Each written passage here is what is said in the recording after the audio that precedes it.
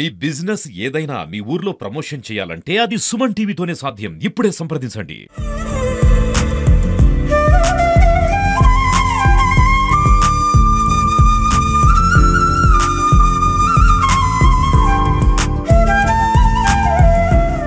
Welcome to Suman TV Warangal. కళల కానాచి ఓరుగల్లులో అనేక మంది కళాకారులు ఉన్నారు. అటు రచయితలు కావచ్చు, కళాకారులు కావచ్చు, గాయకులు కావచ్చు, అనేక మంది ఉద్భవించారు.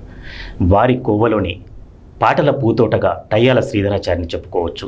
వృత్తిరీత్యా ఉపాధ్యాయుడు అయినప్పటికీ రాష్ట్ర స్థాయిలో ఉపాధ్యాయుడిగా తన సేవలు అందిస్తూ మరోవైపు వ్యాఖ్యాతగా, రచయితగా, గాయకుడిగా, సంగీత దర్శకుడిగా అనేక బహుముఖ ప్రజ్ఞాశాలి టయ్యాల శ్రీధరాచార్యులు. మరి అలాంటి శ్రీధరాచార్యులను ఒక్కసారి పరిచయం చేసుకుందాం. ఎందుకంటే ఆయన రాసిన, ఆయన ఆలపించిన బడికిరా అనే ఒక పాటను కూడా ఇప్పటివరకు లక్షల మంది కూడా వీక్షించారు. మరి ఇలాంటి పరిస్థితుల్లో మన స్టూడియోకి వచ్చారు, సుమన్ టీవీ స్టూడియో వరంగల్కు. వారిని పరిచయం చేసుకుందాం, వారి భవిష్యత్ కార్యక్రమాలను అడుగుదాం.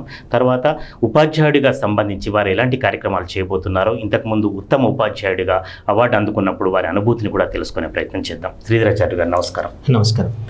సుమన్ టీవీ స్టూడియోకి వచ్చినందుకు ముందుగా ధన్యవాదాలు తెలియజేస్తూ, నేను ఇంత ముందుగా చెప్పినట్టుగా అసలు మీ ప్రస్థానం ఎట్లా స్టార్ట్ అయింది, మీ పరిచయం అయిన తర్వాత మిగతా కార్యక్రమాలు అడుగుదాం. ముందుగా సుమన్ టీవీ ప్రేక్షకులకు అందరు కూడా నా హృదయపూర్వక నమస్సులు. నేను టయ్యాల శ్రీధరాచార్యులు. 16 ఆగస్టు 1967లో దాదాపు వరంగల్కి 55 కిలోమీటర్ల దూరంలో తొర్రూరు మండలం అమ్మాపురం గ్రామంలో జన్మించడం జరిగింది. పాటలకు ఫేమస్ కదా, జానపద కళాకారులకి ఫేమస్ అది. మా నాన్నగారు వృత్తిరీత్యా ఉపాధ్యాయులు. అయితే అక్కడ ఉన్నటువంటి దేవాలయం, వెంకటేశ్వర స్వామి దేవాలయం, అదేవిధంగా సీతారామచంద్ర స్వామి దేవాలయం సంవత్సరానికి ఒకసారి సీతారామ కళ్యాణం చేయించడం కోసం ఊరి గ్రామ ప్రజల కోరిక మేరకు అక్కడ స్థిర నివాసం ఏర్పాటు చేసుకోవడం జరిగింది. వెంకటేశ్వర స్వామి నిత్య ఆరాధన, అదేవిధంగా ప్రతి సంవత్సరానికి ఒకసారి సీతారామ కళ్యాణం జరిపించడం. అటు వృత్తిరీత్యా ఉపాధ్యాయులు, ప్రాథమిక పాఠశాల అమ్మాపురం ప్రధాన ఉపాధ్యాయులు, అదేవిధంగా గుడి పూజారి కూడా. అటువంటి వరదాచార్యులు, అదేవిధంగా శ్రీమతి ఇందిరాదేవి వారికి చివరి సంతానంగా 5 అక్కయ్యలు, ఒక అన్నయ్య. ఇప్పుడు నా చిన్నతనంలోనే అన్నయ్య చనిపోయారు, అక్కయ్య చనిపోవడం జరిగింది. 4 అక్కయ్యలు, చివరి వాడిని నేను. ఒక 3 సంవత్సరాల క్రితం పెద్ద అక్కయ్య కూడా చనిపోవడం జరిగింది. ఇప్పుడు 3 అక్కయ్యలు, నేనున్నాను. అంటే తండ్రి ప్రోత్సాహం, ఒక గుడి వాతావరణం మిమ్మల్ని పాటల వైపు మెల్లగా మళ్ళించింది. సేవా తత్పరత, ఆధ్యాత్మిక చింతన, ఇవన్నీ కూడా తోడై నన్ను ఏటేటా సీతారామ కళ్యాణం నాన్నగారు నిర్వహించడం. ఆ క్రమంలో నేను కూడా అక్కడ మాట, పాట, గ్రామస్తుల కోరిక మేరకు పాడడం జరిగేది. అది రివాజ్గా భక్తి పాటలే పాడేదా? భక్తి పాటలు పాడేది. రాముడికి సంబంధించినవి, వెంకటేశ్వర స్వామికి సంబంధించిన పాటలు. ఆ విధంగా 5వ తరగతి వరకు నేను అమ్మాపురం గ్రామంలో చదువుకున్నాను. తర్వాత 6, 7 కంటేపాలెం, నాన్నగారికి బదిలీ అయినందున పక్కనే కంటేపాలెం. 8, 9, 10 తొర్రూరులో జిల్లా పరిషత్ పాఠశాల తొర్రూరులో చదువుకోవడం జరిగింది. అప్పుడు మా తెలుగు సార్ గురుగారు అయోధ్య సార్, కీర్తిశేషుల అయోధ్య గారు, ప్రధాన ఉపాధ్యాయులు కీర్తిశేషుల చెన్నమల్ గారు చాలా ప్రోత్సహించేది. ఒకసారి పివి నరసింహారావు గారు తొర్రూరుకు వచ్చినప్పుడు, ప్రధానిగా ఉన్నప్పుడు, అంటే వారు ఇక్కడ ఆంధ్రప్రదేశ్లో ప్రముఖ స్థానంలో ఉన్నారు. అటువంటప్పుడు ఆ క్రమంలో మా తెలుగు తల్లికి మల్లెపూదండ పాడాలి. అమ్మాపురం తొర్రూరు నుంచి 5 కిలోమీటర్లు ఉంటుంది. ప్రత్యేకంగా ఒక మనిషిని పంపించి అది ఒక పెద్దల సభలో ఆ కార్యక్రమంలో మరి మా తెలుగు తల్లికి మల్లెపూదండ నేను పాడడం జరిగింది. పివి నరసింహారావు గారు దగ్గరికి తీసుకున్నారు. ఆ స్పర్శ అనేది నేను మర్చిపోలేను. అలా 8వ తరగతిలో ఉన్నప్పుడే నేను జిల్లా స్థాయి పాటల పోటీలో, మీకు ప్రముఖుల సమక్షంలో, ప్రముఖుల ఆయనే కాకుండా ఇంకా చాలా పెద్దలందరూ కూడా రావడం జరిగింది ఆ కార్యక్రమానికి. 8వ తరగతిలో ఉన్నప్పుడే జిల్లా స్థాయి పాటల పోటీలో నేను ప్రథమ బహుమతి పొందాను. తర్వాత ఆ చుట్టుపక్కల అయోధ్య సార్ గారి ప్రోత్సాహంతో, చెన్నమల్ సార్ ప్రోత్సాహంతో, నాన్నగారి ప్రోత్సాహంతో, స్నేహితుల ప్రోత్సాహంతో ఆ చుట్టుపక్కల పాటల పోటీలు, ఆటల పోటీల్లో పాల్గొనేది.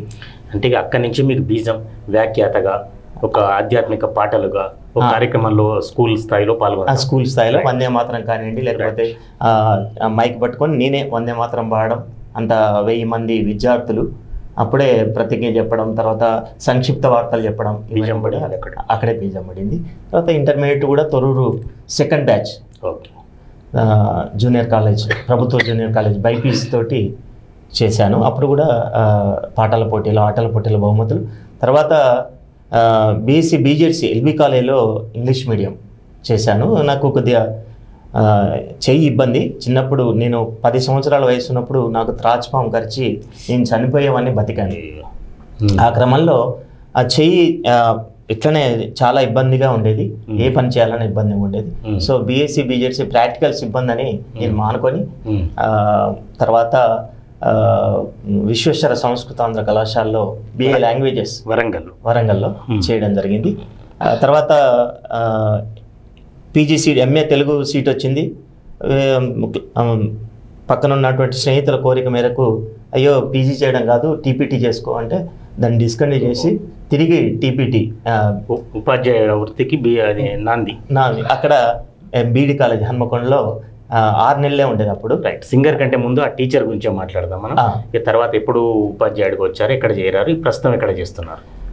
నాకు ఉపాధ్యాయ వృత్తి అనేది నేను నాన్నగారిని స్ఫూర్తిగా తీసుకున్నాను. ఆయనకు 1983లో ఏ అప్లికేషన్ పెట్టినప్పుడు అధికారులే గుర్తించి సార్ ఒక్క లోటు కనపడుతుంది. దీనికంటే ముందు మనం అంటే స్కూల్ స్థాయిలో, గ్రామ స్థాయిలో ఏదన్నా మీకు ఇష్టమైన లేదా మీరు పాడిన పాటతోనే స్టార్ట్ చేద్దాం. ఇప్పటివరకు మనం ఇంకా మొదలు పెట్టలేదు. సింగర్గా నేను తర్వాత మాట్లాడదాం అనుకున్నాను, కానీ ఒక పాటతో స్టార్ట్ చేసినాం. 2 లైన్లు పాడండి. దాదాపు అంటే మా ఊర్లో కార్యక్రమాలు అయినప్పుడు నేను 2 గొంతుతోటి సువి పాడేవాడిని, ఆడ మొగ్గ గొంతుతోటి. కానీ ఇక్కడ అది కొంచెం కష్టం, అది పర్లేదు. ఇక్కడ మాత్రం సువి పాడతాను.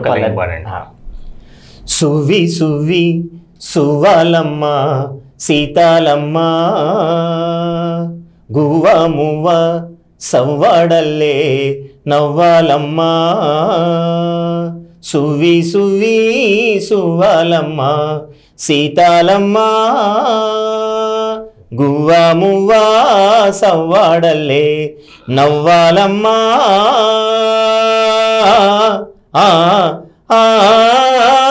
సువి సువి సువాలమ్మ సీతాలమ్మ ఓ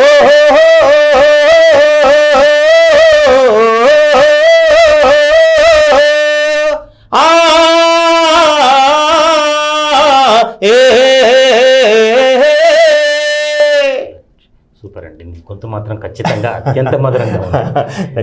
మళ్ళీ ఒకసారి టీచర్ వృత్తిలోకి పోదాం. ఎప్పుడు ఉపాధ్యాయ ఉద్యోగాన్ని చేపట్టారు? నేను 1995లో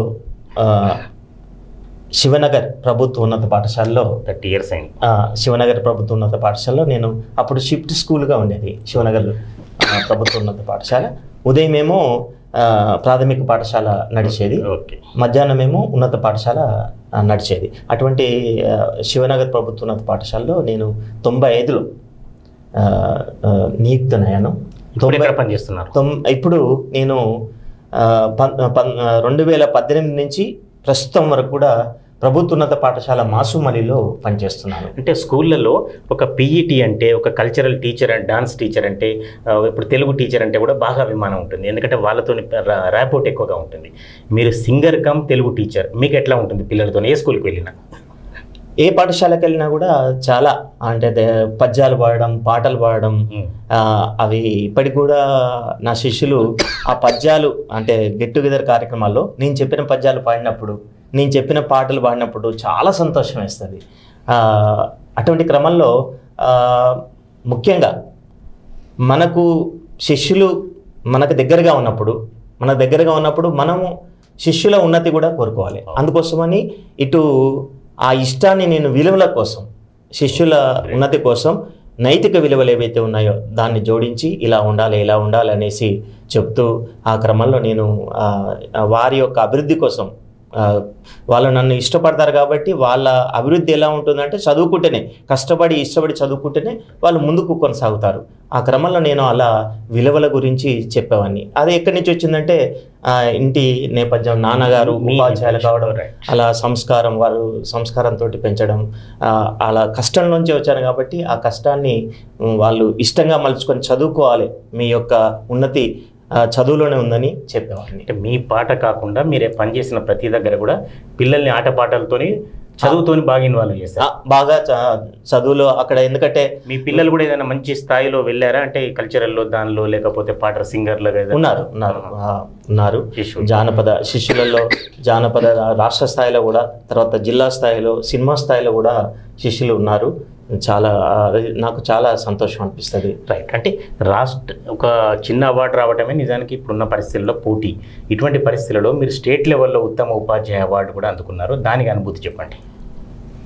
నేను 2004లో జిల్లా స్థాయి ఉత్తమ ఉపాధ్యాయ అవార్డు తీసుకున్నాను.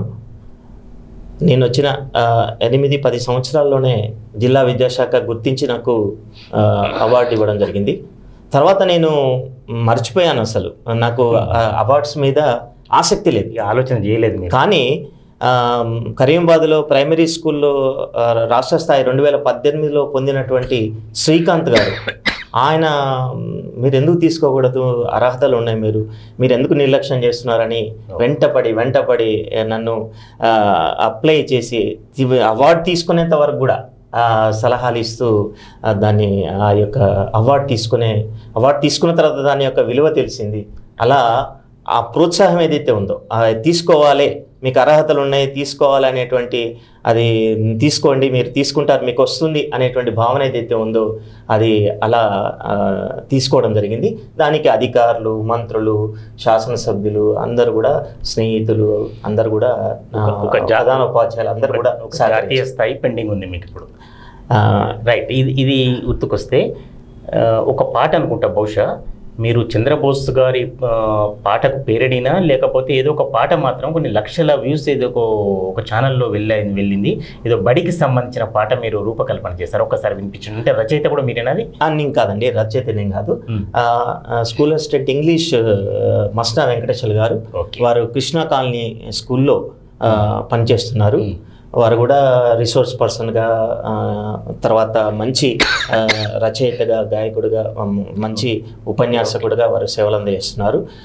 వారు భీమ్లా పాట, పవన్ కళ్యాణ్కి సంబంధించినటువంటి భీమ్లా పాట వినగానే ఆయనకు ఇది బడిబాట చేయాలనేటువంటి భావన వచ్చింది, పిల్లల్ని ఆకట్టుకోవడం కోసం. అయితే ఆ క్రమంలో ఆయన అనుకోగానే వెంటనే ఇది శ్రీధరాచార్యులతోటి పాడించాలి, టయాలతోటి పాడించాలి అనుకోవడం అనేది ఆయన యొక్క, అది అనుకోకుండా ఆయన యొక్క వ్రాతకు, ఆయన రాసినటువంటి రాతకు నేను పాడడం, అది అనుకోకుండా, అది దైవేచ్ఛ అంటారు కదా, అది దైవ సంకల్పం అంతే.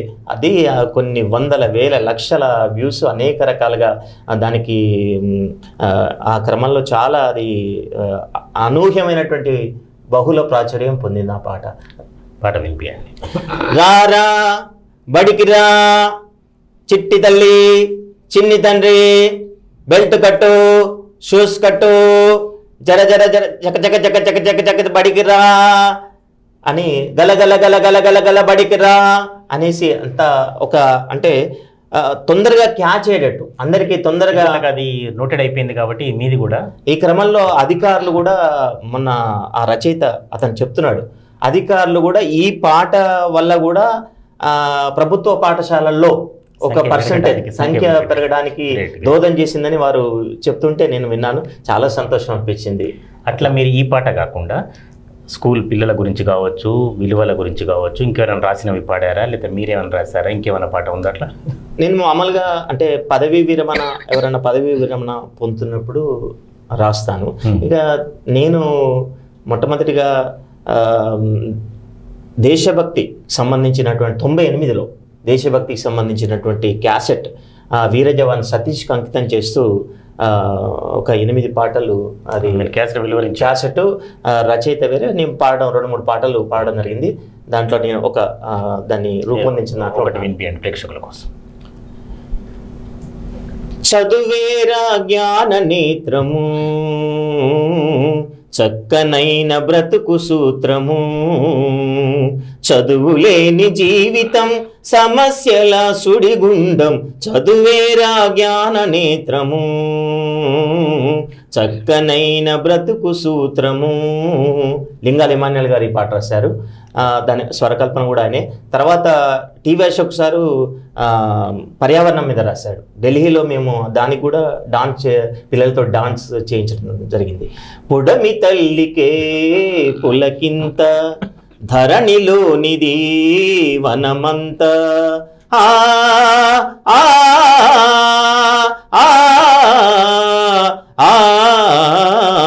ఇదొకటైతే గుండెబైన శ్రీనివాస్ గారని ఉపాధ్యాయులు మనిషి తత్వం మీద, మనిషి బ్రతకాలి మనసు బ్రతకాలి, మమత పెరగాలి సమత నిలవాలి అని చెప్తూ, కష్టాలు ఎదురైనా లక్ష్యాన్ని వీడొద్దు, నష్టాలు జడిపించినా నుదారి తప్పద్దు, అడ్డంకులను అధిగమించి సాగడమే మనిషి పని, అడ్డంకులను అధిగమించి సాగడమే మన పని. మనిషి బ్రతకాలి మనసు బ్రతకాలి. ఇలా దానికి మంచి రచన, దానికి మీరు ఎంచుకున్న మార్గం అంటే ఒక సినిమా పాటకు, ఒక ఆర్కెస్ట్రాకు అంకితం కాకుండా నిజానికి ఒక స్టేట్ లెవెల్ అంటే మీ మీద బాధ్యత ఉంది. నిజానికి ఆ స్థాయిలో సింగర్గా మీరు మంచి ప్రతిభ అన్నట్టే సార్. మీకు జనరల్గా మీకు గాయకుడిగా మీకు ఎవరి అంటే ఇష్టం బాగా? చిన్నప్పటి నుంచి కూడా నాకు ఘంటసాల గాన గంధర్వులు ఘంటసాల గారు పాటలు నేను విని నేర్చుకునేవాడిని. ఆయన లలిత సంగీతంగానే, తల నిండా పూదండ దాల్చిన రాణి, మొలక నవ్వుల తోడ మురిపించబోకే, ఈ పాట లలిత సంగీతం. అట్లాగే బాలుగారు గాన గంధర్వులు బాలుగారు పాడేటువంటి పాటలు. అప్పుడు డ్రైవర్ రాముడు సినిమాలో ఏమని వర్ణించను అనేసి ఆ డ్రైవర్ రాములో పాటలు, ఇంకా రకరకాల పాటలన్నీ కూడా బాలుగారు పాడినటువంటి ఏ దివిలో విరిసిన పారిజాతము అనే కాకుండా దేశభక్తికి సంబంధించినటువంటి పాటలు కూడా, నా జన్మభూమి ఎంతో అందమైన దేశము, నా ఇల్లు అందులో నా కమ్మని ప్రదేశము, నా సామిరంగా అని తీసుకుంటే, ఇంకా ఏంటంటే పుణ్యభూమి నా దేశం నమో నమామి, ధన్యభూమి నా దేశం సదా స్మరామి, నన్ను కన్న నా దేశం నమో నమామి, అన్నపూర్ణ నా దేశం సదా స్మరామి. ఇటువంటి పాటలన్నీ కూడా అంటే అటు కొన్ని రచనా రంగంలోకి వచ్చారు, కొన్ని క్యాసెట్లు వెలువరించారు, వ్యాఖ్యాతగా మీకంటూ ఓ పేరుంది, విలువల కోసం పనిచేస్తున్న ఉపాధ్యాయుడిగా రాష్ట్ర స్థాయిలో ఉత్తమ ఉపాధ్యాయ అవార్డు అందుకున్నారు. వీటన్నిటితో పాటు అంటే ఇంత బహుముఖ ప్రజ్ఞాన్ని ఖచ్చితంగా చెప్పవచ్చు. ఇవన్నీ ఈ ఆల్రౌండర్ కార్యక్రమాలు ఎట్లా నిర్వహించగలుగుతున్నారు? ప్రత్యేకంగా ఇంకోటి మర్చిపోయాను సార్ మీకు చెప్పడం. నేను ఇంటర్ యూనివర్సిటీ బాల్ బ్యాడ్మింటన్ ప్లేయర్ని. కాకతీయ యూనివర్సిటీ తరఫున, కాకతీయ విశ్వవిద్యాలయం తరఫున మిమ్మల్ని ఫిజికల్ గా కొంచెం ప్రాబ్లం ఉంది, అయినా కూడా ఆ స్థాయిలో 91లో నేను కోయంబత్తూరు బాల్ బ్యాడ్మింటన్ ప్లేయర్గా ప్రాతినిధ్యం వహించాను. నేషనల్ ఇంటర్ యూనివర్సిటీ దాంట్లో. తర్వాత క్రికెట్ ప్లేయర్గా నేను మా ఊరు అమ్మాపురం గ్రామానికి క్రికెట్ కెప్టెన్గా, కోచ్గా, బెస్ట్ బౌలర్గా, మ్యాన్ ఆఫ్ ది సిరీస్గా, తర్వాత బెస్ట్ బ్యాట్స్మెన్గా, కెప్టెన్గా ఎన్నో విన్నర్స్ రన్నర్స్ సాధించుకోవడం. ఆర్టిస్ట్ జనరల్గా స్పోర్ట్స్లోకి రాడు, కానీ ఇక్కడ మీరు మాత్రం స్పోర్ట్స్ ఆర్టిస్ట్ కంటే ఎక్కువగా స్పోర్ట్స్లో కూడా వచ్చారు. నేను టీపీ ట్రైనింగ్ చేసినప్పుడు హైయెస్ట్ అంటే బహుమతులు తీసుకున్నటువంటి దాంట్లో నేను ద్వితీయ స్థానంలో ఉన్నాను సార్. టీపీటీ అప్పుడు రన్నింగ్లో కూడా నేను సెకండ్ ప్రైజ్ తీసుకున్నాను. ఆ తర్వాత లా చేసినప్పుడు, లా కాలేజ్ ఈవినింగ్ కాలేజ్లో చేసినప్పుడు సెకండ్ హైయెస్ట్, అప్పుడు కూడా tennikoit, carroms, shuttle, ball badminton వెళ్ళినా కూడా నేషనల్ స్థాయిలో ఇప్పటికి ఉందరు అంటే అదే అంటే ఒకటి ఏంటంటే సార్, ఆర్థికపరమైనటువంటి మనం చూసుకుంటాం కదా సార్, ఇట్లా మనం అట్లా వెళ్తే ఉపాధ్యాయుడు కాబట్టి మీరు అన్ని రంగాలుగా అదే ఏంటంటే మనల్ని మనం మన్నం చేసుకుంటూ, ఆత్మవిమర్శ చేసుకుంటూ, నేను ఎలా వెళ్ళాలి, ఎలా సుస్థిర స్థానం పొందాలి, తర్వాత ఉద్యోగం వచ్చిన తర్వాత ఈ ప్రవృత్తి ఏదైతే ఉందో సార్, పాటలు ఏదైతే ఉందో నేను ప్రత్యేకంగా మీకు చెప్పేది ఏంటంటే, మీరు వ్యాఖ్యానం చేసినటువంటి చక్రి గారు ముఖ్య అతిథిగా వచ్చారు నందన గార్డెన్స్లో. అప్పుడు నేను ద్వితీయ స్థానం పొందాను సార్ రాష్ట్ర స్థాయిలో. నేను మీ యొక్క వ్యాఖ్యానం విన్నాను. చాలా అంటే ఒకరు చేసినటువంటి మంచి దాంట్లోంచి స్ఫూర్తి పొందడం అనేది ఉండాలి సార్. అట్లాగే నా చిన్నప్పుడు నేను మా నాన్నగారు హాస్టల్లో ఉంచలేదు, మా మేనత్త ఇంట్లో ఉంచారు. ఇక్కడ మా మేనత్త మా మామయ్య గారు చక్కగా వీణ పాఠాలు చెప్పేవారు. వారి పేరు ఓలేటి శ్రీరంగాచార్య. మా అత్తయ్య వాళ్ళ ఇంట్లో అందరూ కూడా, మా వదినలు కానీ మా బావగారు కానీ మా అక్కయ్యలు కానీ అందరూ ప్రేమించేవారు. సో ఇంకా ఏంటంటే తర్వాత ఏంటంటే చిన్నప్పుడు రేడియోలో ఈ పాట నేర్చుకుందామా చిత్తరంజన్ గారు నిర్వహించేవారు సార్. ఆ పాటలు రేడియో ఇంట్లో లేకపోతే ఆఫీస్ గ్రామ పంచాయతీ కార్యాలయం అక్కడికి వెళ్ళి ఆ సమయానికి అవి నేర్చుకోవడం అనేది చాలా ప్రఖ్యాతి ఉంది. అట్లా సార్, కల్చరల్ సంబంధించి ఏ ప్రాంతాల్లో ఎక్కువగా మీరు కార్యక్రమాలు ఇచ్చారు, ప్రదర్శనలు ఇచ్చారు? అటు వ్యాఖ్యాత కావచ్చు, సింగర్గా కావచ్చు. 2004లో ఢిల్లీలో సంక్రాంతి సంబరాలు ప్రపంచానికి సంబంధించిన తెలుగు వాళ్ళ కార్యక్రమంలో నేను గాయకుడిగా వ్యాఖ్యాతగా పాల్గొన్నాను సార్. దానికి టీవీ అశోక్ కుమార్ గారు ఆధ్వర్యంలో పోవడం జరిగింది. దాదాపు 40-50 మంది వెళ్ళడం జరిగింది సార్. అది చాలా గ్రాండ్ సక్సెస్ అయింది. ఎప్పుడు కూడా వాళ్ళు ఇటువైపు మన తెలంగాణకి ఇవ్వరట, అప్పుడు తెలంగాణకు ఇచ్చారు. అది చక్కగా చాలా వాళ్ళు వచ్చేసి కుటుంబ సభ్యులు వచ్చేసి మెచ్చుకున్నారు. నేను అక్కడ వ్యాఖ్యాతగా తర్వాత గాయకుడిగా పాల్గొన్నాను. ఆ తర్వాత నేను 2005లో అనుకుంటే సూరత్ వెళ్ళాను సార్. అక్కడ ఒక పాఠశాల వార్షికోత్సవానికి సంబంధించి ఆర్కెస్ట్రా తీసుకొని దాదాపు ఒక 10 మంది దాకా వెళ్ళడం జరిగింది. ఆ తర్వాత బెంగళూరు 2 సార్లు వెళ్ళాను. మా మిత్రుడు చక్రవర్తుల శ్రీనివాస్ గారు, పీజీ క్లాస్మేట్, ఆయన ఇప్పుడు SLTA అధ్యక్షులుగా ఉన్నారు. ఆయన ప్రోత్సాహంతో వాళ్ళ బాబాయ్ గారు అక్కడ తెలుగు తల్లి అధ్యక్షులుగా ఉన్నారు. సో ఆయన రెఫరెన్స్ తోటి మేము అక్కడ 2006 ప్లస్ తర్వాత కూడా 2008లో కూడా దాదాపు ఆల్మోస్ట్ చాలా రాష్ట్రాల్లో ప్రదర్శనలు ఇచ్చాం. తర్వాత మహారాష్ట్ర, తర్వాత వేరే దేశాలు వచ్చినా కూడా ఇక్కడ ఉన్నటువంటి ఉపాధ్యాయ వృత్తి ప్రధానమైంది కాబట్టి నాకు వేరే దేశాల్లో కూడా వచ్చింది సార్. కానీ అది ఇన్ని తిరుగుతున్నప్పుడు మీ కుటుంబ పరిస్థితి అంటే జనరల్గా వాళ్ళు సహకరిస్తేనే, అధికారులు కానీ ఉపాధ్యాయుడిగా కళాకారులకు కుటుంబం సహకరిస్తేనే, మీ కుటుంబం ఎలా సహకరిస్తున్నారు? చాలా అంటే ఎంత నా శ్రీమతి పని, తను కూడా 2018లో జిల్లా స్థాయి ఉత్తమ ఉపాధ్యాయురాలు అవార్డు గ్రహీత. తను కూడా తెలుగు ఉపాధ్యాయురాలు. 1 సంవత్సరం క్రితం స్కూల్ అసిస్టెంట్ తెలుగు ప్రమోషన్ పొంది ముచ్చెల గీసుకొండ మండలం అక్కడ పనిచేస్తున్నారు. తను కూడా మా మామయ్య గారు తూప్రాన్ సీతారాం గారు, వారి భావజాలం అన్ని కూడా అంటే UTF సంఘానికి, తర్వాత ఇప్పుడు పెన్షనర్స్ దానికి కూడా వారు సేవలు అందజేస్తున్నారు. ఇలా పిల్లలు పాప శ్రీనిధి బీటెక్, బాబు శ్రీకర్ బీటెక్ మీద కుటుంబ సపోర్ట్ పూర్తి స్థాయిలో ఎంత అంటే రాత్రి 2 గంటలకు పోయినా 3 గంటలకు పోయినా ప్రాంతాలకు పోయి వస్తే ఇక్కడ అంటే అంత ఓపికగా మళ్ళీ తిరిగి పొద్దునట్టు పాఠశాలకు అందుకోవాలి. ఎంత కార్యక్రమం చేసినా కూడా పాఠశాలకు సమయానికి అధికారులు కూడా మీకు సపోర్ట్ ఉంటేనే ఇదంతా. అధికారులు కూడా అసలు వాళ్ళ అభిమానం, వారి యొక్క ప్రోత్సాహం అసలు లక్ష్మారెడ్డి సార్ కానీ, లేకపోతే వాసంతి మేడం గారు కానీ, ఇప్పుడున్న జ్ఞానేశ్వర్ సార్ కానీ అందరూ మొన్న రిటైర్ అయినటువంటి గంపా అశోక్ సారు ఒకసారి ప్రధాన ఉపాధ్యాయుల సమావేశం నిర్వహిస్తుంటే అక్కడ పాటలు పాడాలి, ఒక 3-4 పాటల నిడివి ఉందని పిలిపిస్తే అక్కడ జ్యోతి వెలిగిస్తున్నప్పుడు మహాప్రాణదీపం అనేసి నేను పాడడం జరిగింది. శ్లోకం అంతే, జస్ట్ స్టార్ట్ చేశాను. అక్కడికి వచ్చినటువంటి కలెక్టర్ గారు వారు వెంటనే డిఓ గారితో చెప్పారు, వీరి సేవల్ని మీరు ఎందుకు ఎక్కువగా ఉపయోగించుకోవట్లేదు అంటే, ఆల్రెడీ మేడం ఉపయోగించుకుంటున్నాం వారి సేవల్ని. చారీ సార్ ఉండే అప్పుడు డిఓ గారు, ఉపయోగించుకుంటున్నాం. ఇదంతా కూడా అశోక్ సార్ అలా పిలవడం, గంపా అశోక్ సార్ అలా ప్రతి అధికారి కూడా, ప్రతి ప్రధానోపాధ్యాయులు కూడా అందరూ కూడా ప్రోత్సహించేవారు. నాయకులు కానీ, తర్వాత మిత్రులు కానీ వారి ప్రోత్సాహంతో. శ్రీధరాచార్యులు గారు ఒకరు చెప్పండి, వరంగల్ అంటేనే కళలకు నిలయము, కళాకారులకు పుట్టినీళ్ళు. ఇటువంటి పరిస్థితులలో ఒక ఆర్టిస్ట్గా, ఉపాధ్యాయుని పక్క పెట్టండి, సింగర్గా, వివిధ రకాలుగా కళలకు ప్రవేశం ఉన్న వ్యక్తిగా మీ గోల్ ఏంటి దీనికి సంబంధించి? 2008లో నైస్గా అని ఇక్కడ వరంగల్ పూర్తి కళాకారులతోటి వరంగల్ కళాకారులతో రూపొందించినటువంటి నైట్ స్కేచ్ సినిమాలో నేను రాతలు రాసే బ్రహ్మదేవుడా రాతి గుండె నీదా మట్టి బొమ్మలుగా మమ్ముల మలచి ఆటలు నీవు ఆడేవు టీవీ అశోక్ సార్ రాశారు ఈ పాట.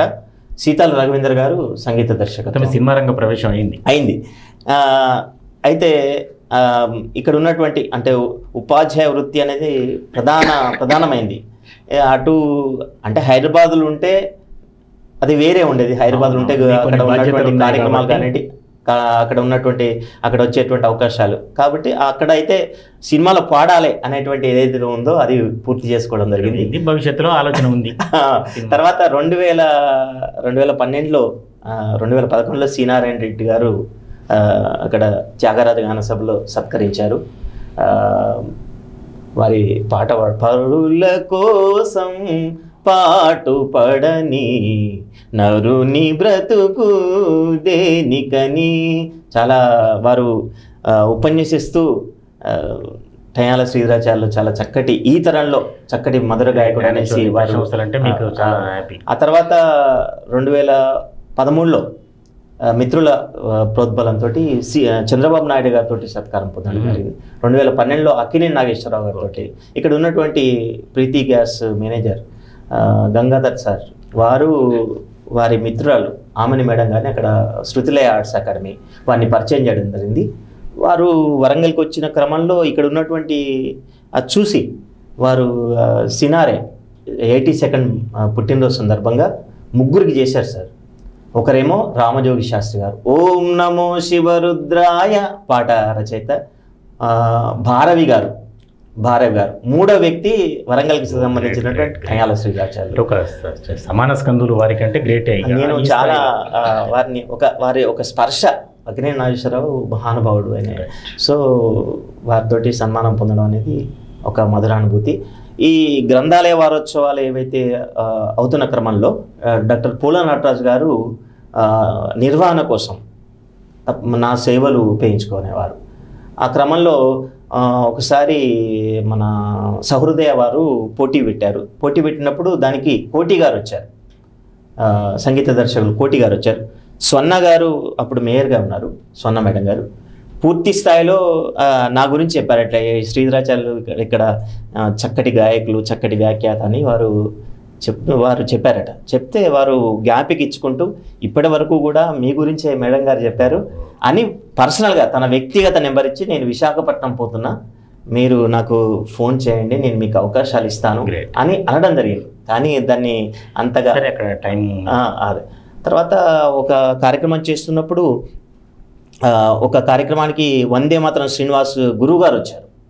నేను మల్లె తీగకు పందిరి ఓలే మసక చీకటిలో వెన్నెల ఓలే నీ పాదం మీద పుట్టుమచ్చనై చెల్లెమ్మా తోడబొట్టిన రుణం తీర్చుకుంటానే చెల్లెమ్మా అనే పాట ఆర్కెస్ట్రాలో పాడడం జరిగింది. దానికి వందే మాత్రం శ్రీనివాస్ గారి గురువు గారు వచ్చారు. శ్రీధరాచార్యులు నీ పాట పాడుతున్నాడు అనేసి ఆయనకు వినిపించాడు. ఆయన సంస్కారం చూడండి, ఆయన సహృదయత చూడండి. శ్రీధరాచార్య గారు నాకంటే గొప్పగా పాడుతున్నారు మీరు అంటే, సార్ మీ సహృదయత సార్, మీరెక్కడా నేనెక్కడా అనేసి హైదరాబాద్ వస్తే కలవండి అని కూడా వారు కూడా చెప్పడం జరిగింది. తర్వాత 10 జిల్లాల మువ్వల సవ్వడి అనేసి ఇక్కడ పబ్లిక్ గార్డెన్లో ఏర్పాటు చేశారు సార్.